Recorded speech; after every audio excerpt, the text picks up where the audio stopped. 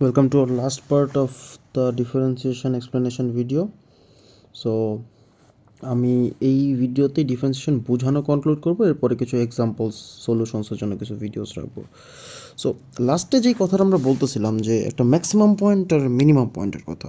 So যেই জিনিসটা হচ্ছিল যে একটা গ্রাফ যদি থাকে, একটা গ্রাফের ম্যাক্সিমাম পয়েন্ট থাকে, মিনিমাম পয়েন্ট থাকে, আমরা যদি ডিফারেন্সিয়েশন ইউজ করি, let's say d y by d x is equals to 0 use করি, আমরা তো মাল্টিপল পয়েন্টস পাবো, কারণ এই জায়গায় একটা এক্সের ভ্যালু পাবো, এই জায়গায় একটা এক্সের ভ্যালু পাবো।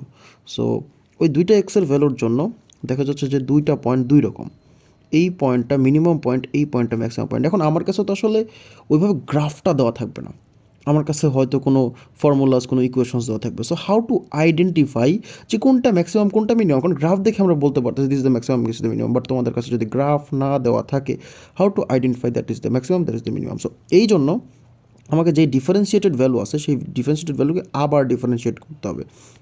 আর আবার ডিফারেন্সিয়েট করতে পারলে আমরা যেই ভ্যালুটা পাবো সেটার মধ্যে এক্সের ভ্যালু ইনপুট করব, যেই পয়েন্টে ডিফারেন্সিয়েশন আমরা 0 পাচ্ছি, ডিওয়াই বাই ডিএক্স 0 পাচ্ছি, সেই এক্সের ভ্যালু ইনপুট করার পরে এই ভ্যালুটা যদি পজিটিভ হয় আর যদি নেগেটিভ হয় সেটার উপর ডিপেন্ড করবে। কারণ কোনো কমপ্লেক্সিটি থাকলে আমরা কোনো ওই সামনে সলিউশনস করবো, সলিউশন থেকে দেখে নিও যে সলিউশন আসলে এটা কীভাবে কাজে আসতেছে।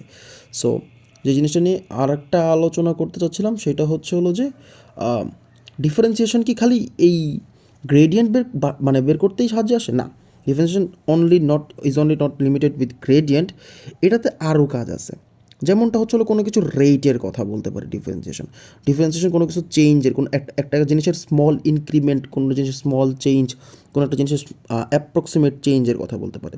লেটসে আমরা যদি বলি যে কোনো একটা ইকুয়েশনে বা কোনো একটা কিছুতে আমরা একটা একটা এন্টায়ার একটা অনেক বড় একটা কাজ করতেছি, তার মধ্যে ওই ইকুয়েশনের মধ্যে আমরা এক্সের একটা স্মল চেঞ্জ আনলাম। তো এক্সের একটা স্মল চেঞ্জ আনার কারণে y is equals to 5x² plus 3x plus 4 minus 4, let's say -4। So এই কেসে এক্সের যদি একটা স্মল চেঞ্জ আনি, তাহলে কি ওয়াইয়ের মধ্যে একটা চেঞ্জ আসবে না, একটা স্মল চেঞ্জ আসবে। কিন্তু এই চেঞ্জটা বের করবো কীভাবে? এই জিনিসটা বের করা হয় ডিফারেন্সিয়েশন দিয়ে।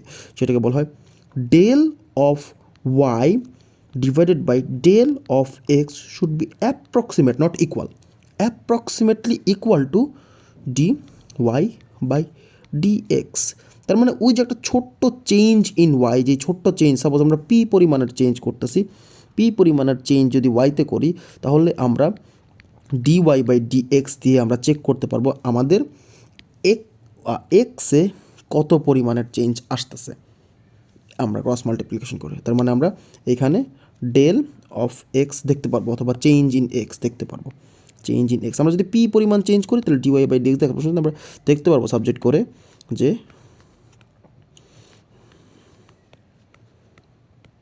আমাদের এক্সে কত পরিমাণ, মাই ব্যাড আমরা এখানে এক্স লিখবো, আমাদের এক্সে কতটুকু পরিমাণে চেঞ্জ আসতে পারতেছে।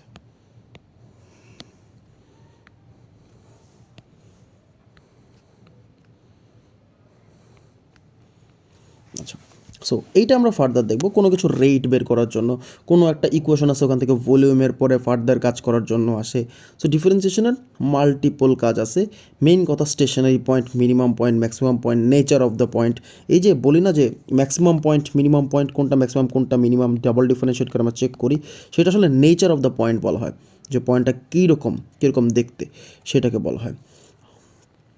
আর আরেকটা জিনিস যেটা আমরা শিখবো হলো যে যদি দুইটা লাইন থাকে, সাপোজ একটা M1 আর একটা M2, ওই দুইটা লাইনের মধ্যে আমরা অ্যাঙ্গেলটা কীভাবে বের করতে পারবো, গ্রেডিয়েন্টকে ইউজ করে। এটার জন্য কি কোনো ফর্মুলা আছে? ইয়েস, এটার জন্য একটা ফর্মুলা আছে, ট্যান দিয়ে একটা ফর্মুলা আছে।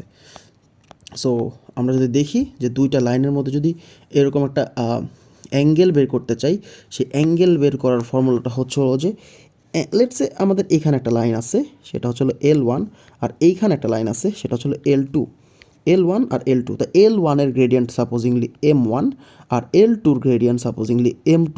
সো ওই দুইটা লাইন যে কোনো একটা জায়গায় যে মিট করে তো একটা অ্যাঙ্গেল ফর্ম করবে, let's say the angle is theta. So এই থেটাটাকে কীভাবে বের করবো আমরা? সো এটার ফর্মুলা হলো theta should be equal to tan of, আমরা এখানে দিব modulus of M1 minus M2 divided by 1 plus M1 into M2।